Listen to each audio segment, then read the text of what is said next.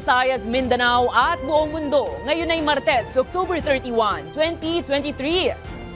Ako si Barbie Mulak at ito ang Balitang A to Z.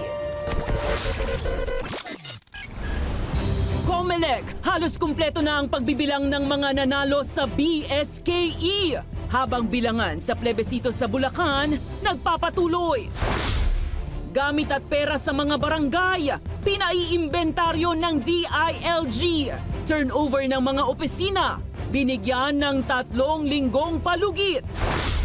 PNP, naka-full alert para sa araw ng mga patay. At sa ating balitang showbiz, mga nakakatakyot na paandar ng celebrities ngayong Halloween, silipin.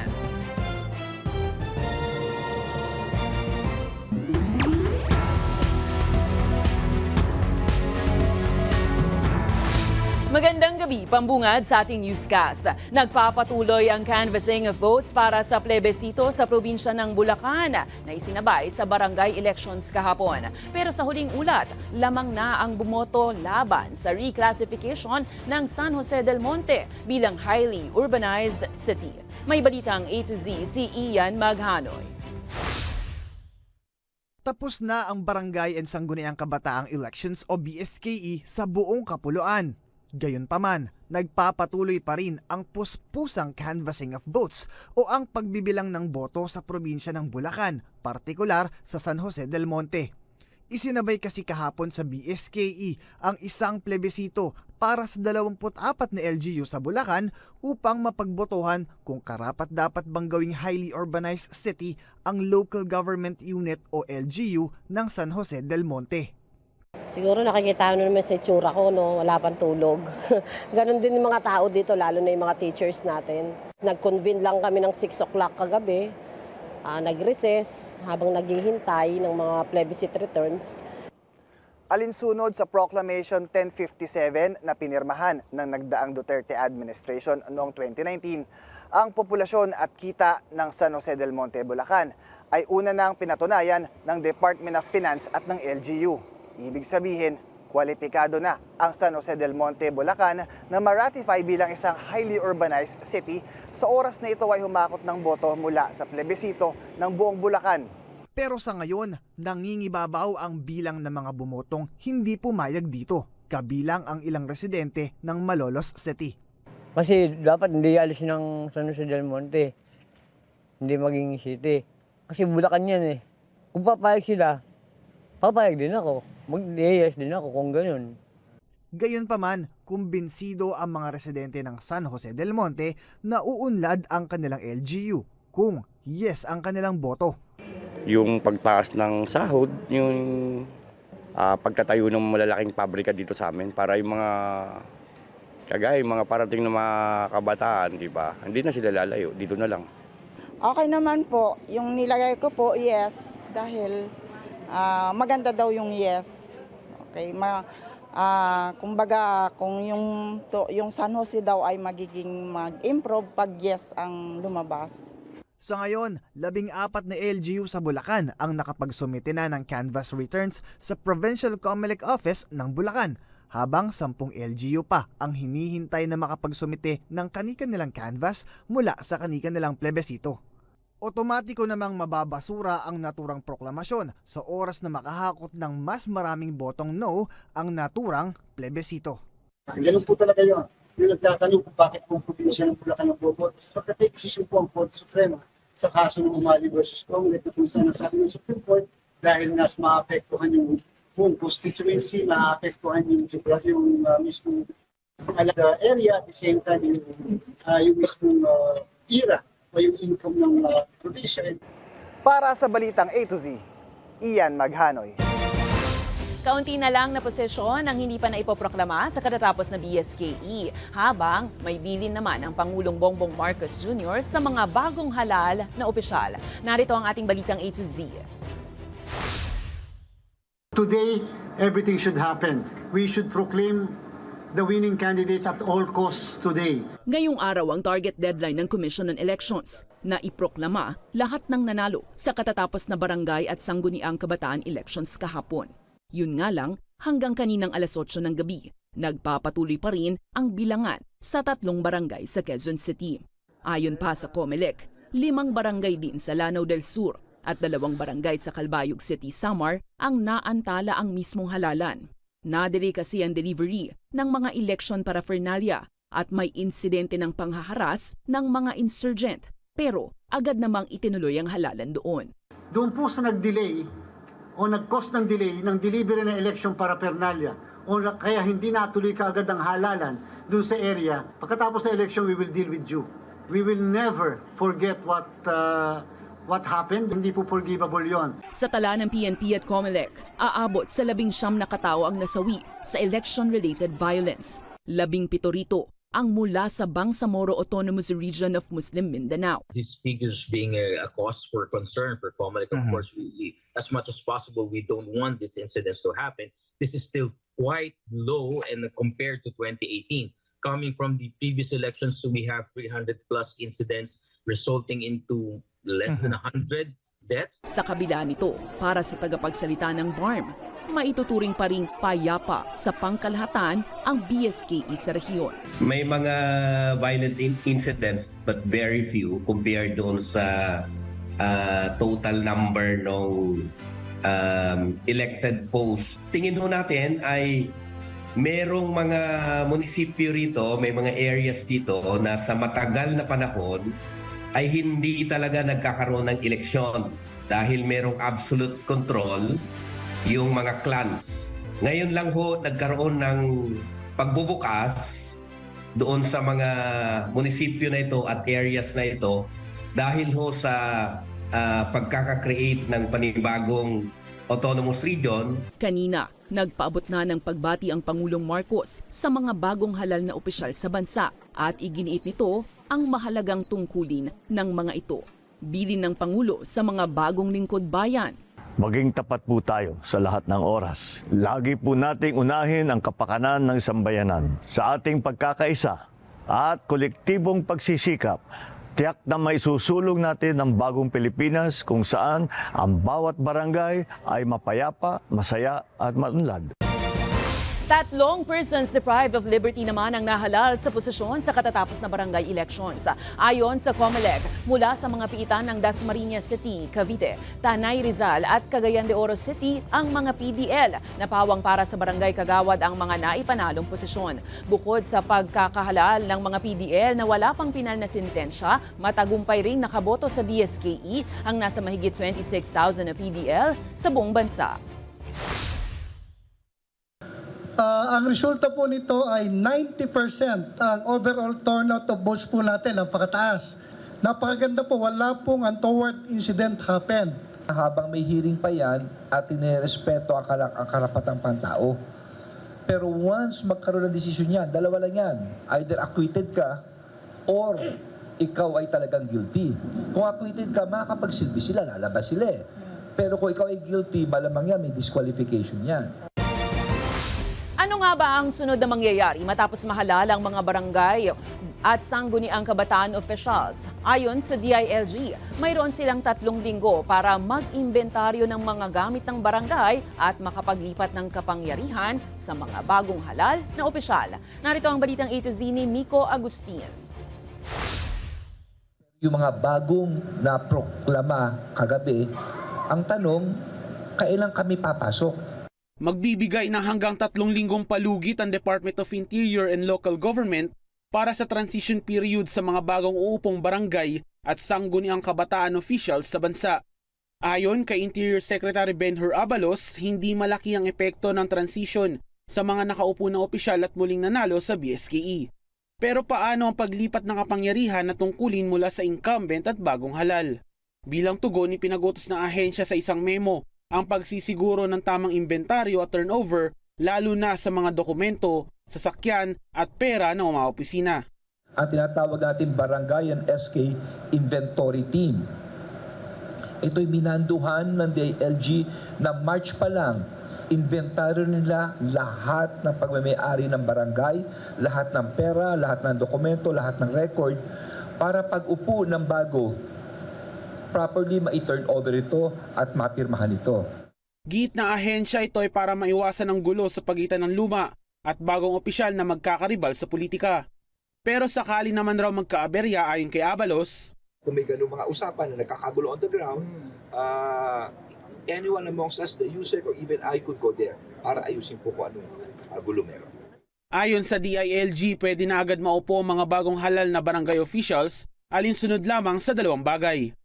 If the candidates for the October 30 barangay and SK election obtained the highest number of votes among the remaining candidates for the same position for the barangay and later on proclaimed, naproklama sila, and subsequently took their oath, the said candidate now referred to as the winning candidate may immediately and effectively assume office.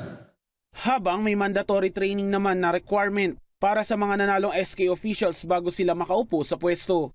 Sinet na ito ng National Youth Commission between November 3 to 13. Hindi ka pwedeng umupo na ikaw ay SK kung hindi ka uma-attend nito dahil ito'y nasa batas. Nilinaw rin ng ahensya na hindi na mandatory sa mga kumandidato ang pagpasa sa DILG ng Statement of Contributions and Expenditures, pero rekwisito pa rin itong ipasa sa COMELEC. Para sa Balitang A to Z, Miko Agustin. Sa ilang lugar naman sa bansa, idinaan na lang sa coin toss ang laban sa Barangay at Sangguniang Kabataan Elections matapos magtay ang resulta ng botohan. Pinangunahan niya ng Commission on Elections. Sa Omnibus Election Code kasi, pinapayagan ng ganitong uri ng pagpili para maisapinal kung sino ba talaga ang nagwagi.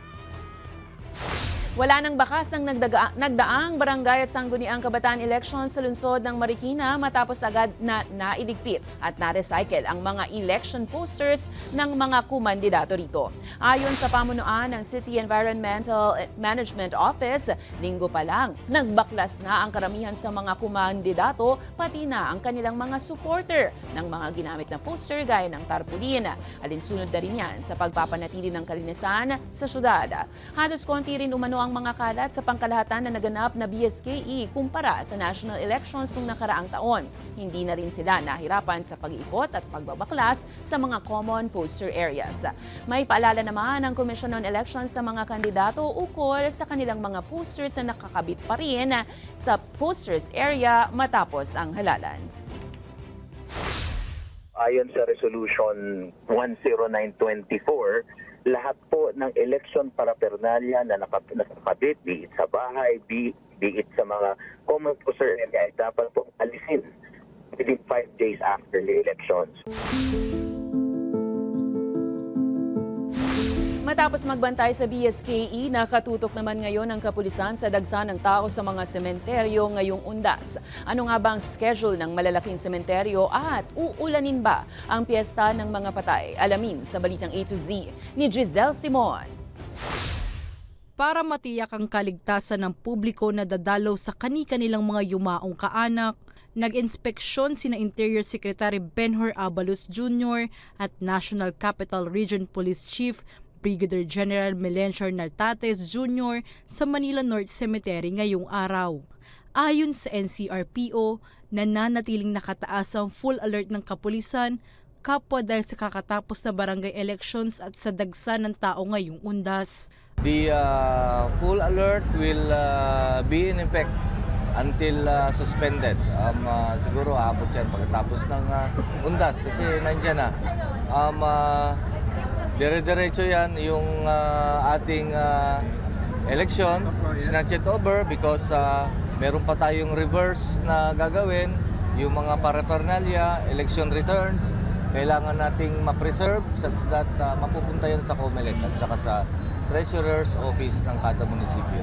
Ayon sa hepe ng NCRPO na si Melencio Nartates, nagdagdag na sila ng 300 pulis para ipakalat sa labas at loob na nasabing sementeryo. Ako'y masaya dahil the city government of Manila together with the national agencies of government, from the PNP to the BJ to the fire, etc., and of course the NGOs lahat nagkatulungan. Paalala naman sa mga dadalaw, hanggang sa November 3 ay 5 a.m. hanggang 5 p.m. lang ang schedule ng Manila North at Manila South Cemetery.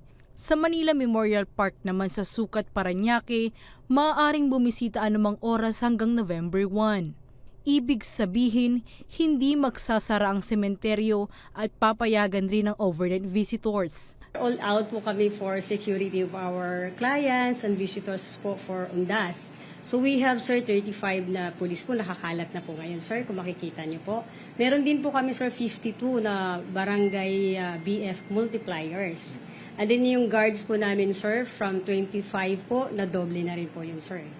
Ayon sa pamunuan ng Manila Memorial Park, mahigit 200,000 katao ang inaasahang bibisita ngayong taon dahil halos wala ng restriksyon bunsod ng pandemya. I-expect namin po na baka triple po yung last year. So we had 75,000 po last November 1, last year. And we expect po, sir, na triple po yung ganong dami po. Pero paalala sa mga dadalaw, magbaon ng panangga sa posibleng kalat-kalat na pag-uulan sa mismong araw ng mga patay. Makakaranas sila na maulap na panahon na may mga kasamang kalat-kalat na pag-ulan. Dulot pa rin na itong combined effect ng shear line at ng low pressure area. Para sa Balitang A to Z, Giselle Simon.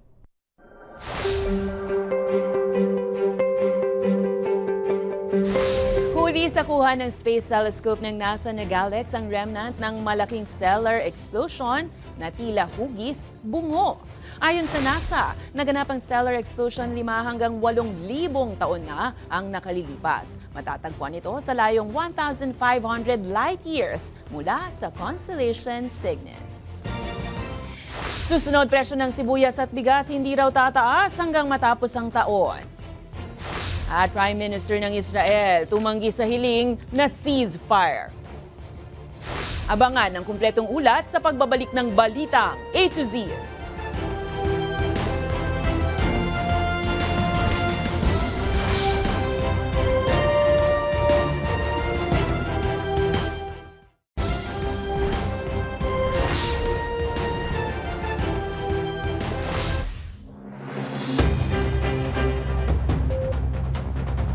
Tiniyak ng Department of Agriculture na magiging stable ang presyo ng mga produktong pang-agrikultura hanggang matapos ang taon. Ayon kay Agriculture Spokesperson Assistant Secretary Arnel de Mesa, malaki ang tsansang manatili ngayong taon sa 130 pesos ang kada kilo ng pulang sibuyas, 140 pesos naman sa kada kilo ng puting sibuyas. Gayon din ang presyo ng bigas na naglalaro sa 45 pesos kada kilo ang well-milled rice at 41 pesos naman sa regular milled rice. Samantala, hindi naman masabi ng DA kung makakaapekto sa presyohan ng mga pagkain ang papalapit na Kapaskuhan. We're expecting nitong November, December hanggang pagpasok nitong first quarter ay magiging stable na uli yung presyo ng ating patatas.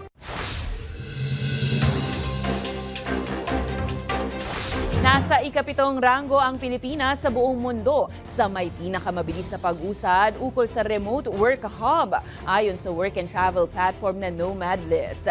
Tinukoy dito ang mga remote workers na nagtatrabaho kahit bumibiyahe sa iba't ibang destinasyon.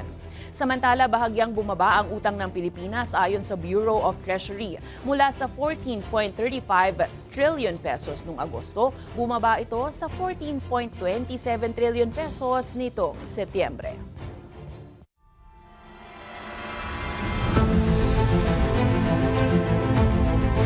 Pinabulaanan ng Armed Forces of the Philippines ang mga ulat na muling hinarang ng Chinese military ang Philippine vessel sa Scarborough Shoal kahapon. Paglilinaw ni AFP spokesperson Colonel Medel Aguilar, nagkaroon ng kontak ang Philippine Navy Warship DRP Warship Conrado Yap at Chinese warship. Pero anya, walang panghaharang. Binigyang diin nito na hindi po pwedeng pagbawalan ng China ang Pilipinas sa sarili nitong teritoryo. Anya, nag-issue ito ng radio challenge sa Chinese ship pero naisagawa naman ang patrol operations.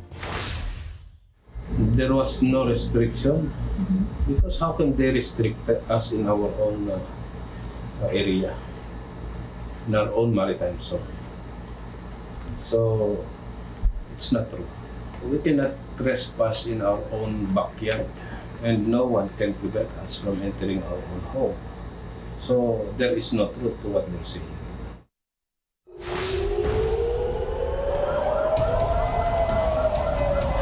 Tumanggi si Israeli Prime Minister Benjamin Netanyahu sa hiling na tigil putukan laban sa militanteng grupong Hamas sa kabila yan ng mga panawagan mula sa United Nations.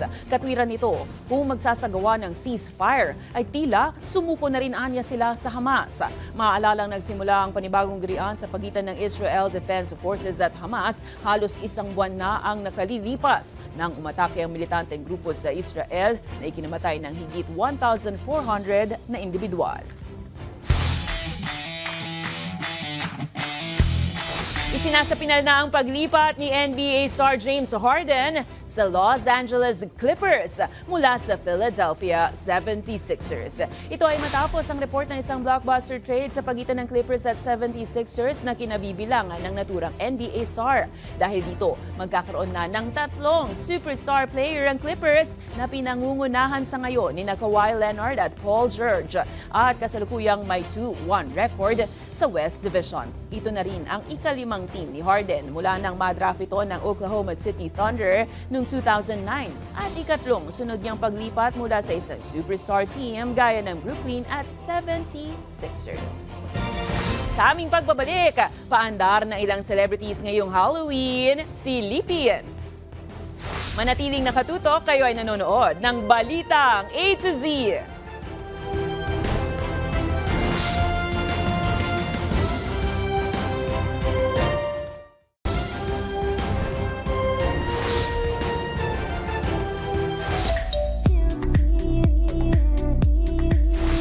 Celebrities, kanya-kanyang paandar ngayong Halloween. Sino-sino nga ba ang nag-stand out sa costume party?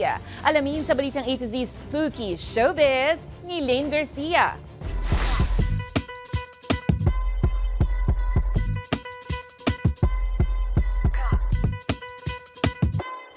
Spooky but classy.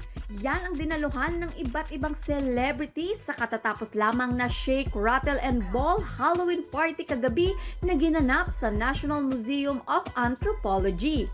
Ang nasabing Halloween party, inspired by Philippine folklore ang tema. Nagpatalbugan sa Halloween costume ang ilang artista at social media personality. Agaw pansin dyan ang slay kung slay na aswang peg ni Andrea Brillantes na tinanghal na Halloween Queen of the Night. Present rin ang phenomenal love team na sina Donnie Pangilinan at Bel Mariano o mas kilala bilang Don Bell sa kanilang Pinoy superhero costume na Captain Barbell at Darna. Tila muling nabuhay naman ang Queen of Horror na si Lilia Kuntapay sa dress-up ng fashion icon na si Tim Yap. Hindi rin nagpahuli ang gamer at cosplayer na si Alodia Gosingfiao bilang Siren Goddess sa kanyang stunning silver glittery outfit. Samantala, bukod sa Halloween party, layunin rin ng ball na ipromote ang exhibit sa National Museum of Anthropology. Tampok nga rito ang iba't ibang artwork ng Filipino artist. Bukas ang nasabing exhibit simula ngayong araw. Para sa Balitang A to Z Showbiz, Lane Garcia.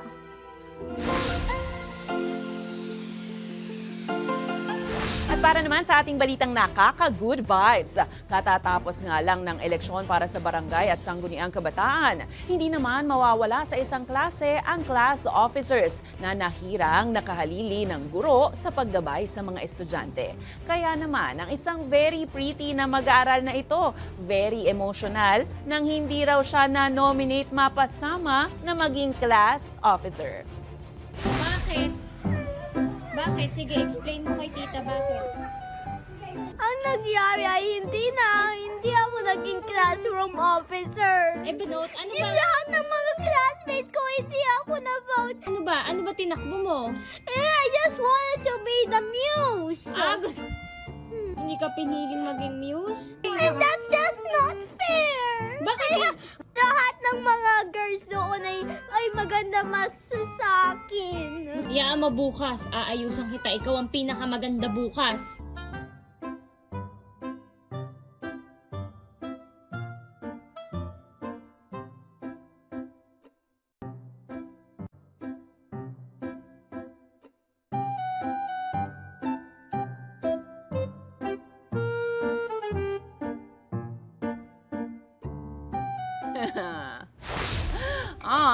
Panalo ka naman sa nanay at mga netizens. Kung kayo ay may kwentong kakaiba, mga kwento ng pag-ibig at storya, ng inspirasyon at pag-asa, maaari niyo itong ibahagi. Sumali sa ating Facebook group na Balitang A to Z, panoorin ang replay ng ating programa at sundan ang ating social media pages. Hanapin ang Balitang A to Z. Ang ating pabaong quote of the night ay mula sa isang Amerikanong ministro at manunulat na si James Freeman Clark. Ayon sa kanya, ang isang politiko, kung mag-isip, ay patungkol sa susunod na halalan, habang ang isang lingkod bayan naman nakatuon sa susunod na henerasyon. At yan ang mga balita at impormasyon, mga kwentong may dalang inspirasyon na tinutukan ng Balitang A to Z. Ako si Barbie Mulak, maging maalam, pakialam. Magandang gabi sa'yo, Pilipinas!